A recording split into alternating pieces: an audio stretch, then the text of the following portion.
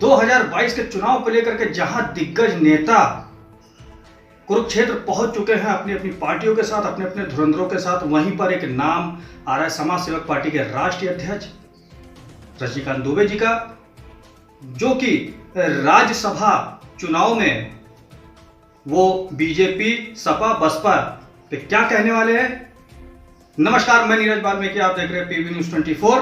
आज हमारे साथ मौजूद है समाज सेवक पार्टी के राष्ट्रीय अध्यक्ष रजनीकांत दुबे जी, जो कि 2022 के चुनाव को लेकर के बीजेपी सपा बसपा पर क्या शिकंजा कसने वाले हैं, देखते हैं। रजनीकांत जी, 2022 के चुनाव को लेकर के आप सपा बसपा और बीजेपी पर क्या कुछ कहने वाले हैं? क्या सोच है आपकी बीजेपी सपा बसपा पर? देखिए, जो 2022 का चुनाव है या इससे पहले भी जो आज़ादी से लेकर अब तक चुनाव होते चले आए हैं, अभी आपने देखा होगा कि राज्यसभा का चुनाव जिस पे बसपा के उम्मीदवार रामजी गौतम जी ने नामांकन किया और सपा समाजवादी पार्टी से श्री बजाज महोदय ने नामांकन किया। मुझे उनका पूरा नाम ठीक से अवगत नहीं। बीएसपी ने उस पर राज्यसभा का कोई उम्मीदवार 9वीं सीट पे नहीं उतारा, जिससे कि स्पष्ट है कि राज्यसभा के चुनाव में बीएसपी और बीजेपी कहीं ना कहीं गठबंधन कर रहे हैं। और ये उच्च सदन होता है राज्यसभा चुनाव, जिसको कि विधायक वोट देते हैं और विधायक वोट दे करके राज्यसभा सांसद बनाते हैं।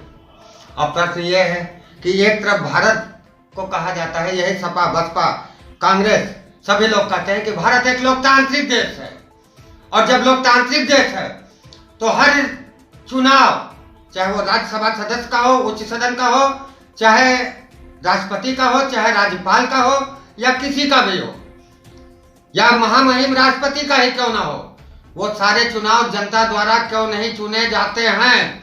ये दोहरी कानून व्यवस्था सपा बसपा कांग्रेस ने केवल अपने निजी लाभ के लिए, सत्ता की कुर्सी के लिए बना रखे हैं। जैसे लालजी गौतम ने परसों के समाचार पत्र में मैंने पढ़ा था कि उन्होंने कहा कि एक दलित के सामने सपा ने एक उद्योगपति को खड़ा कर दिया। मैं बसपा सुप्रीमो और लालजी गौतम से पूछना चाहता हूं कि इन 3 वर्षों में दलित शब्द बीएसपी, कांग्रेस, बीजेपी, सपा की उपाधि हो सकती है, समाज सेवक पार्टी की उपाधि दलित शब्द नहीं है, अनुसूचित जाति के लोगों की है। मैं पूछना चाहूंगा बीएसपी सुप्रीमो से और लालजी गौतम से, जो आज दलित होने का दावा कर रहे हैं, जब बेटी बहनों के साथ दुष्कर्म हो रहा था और अनुसूचित जाति की बेटियों के साथ दुष्कर्म हो रहा था, उस समय भाजपा की गोद में बैठ के क्या राज्यसभा की सदस्य की कुर्सी का इंतजार कर रहे थे? दूसरी चीज,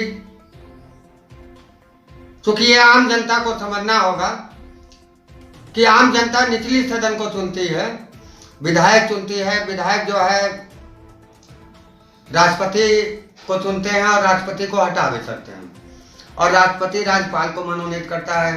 अब रही बात 2022 के चुनाव की, तो समाज सेवक पार्टी भी 2022 के चुनाव पे अपने नए मुद्दों पर, क्योंकि इन लोगों की सारी नीतियां, चाहे बसपा की हो चाहे जिसकी भी हो, सब जाति और धर्म पर आधारित है।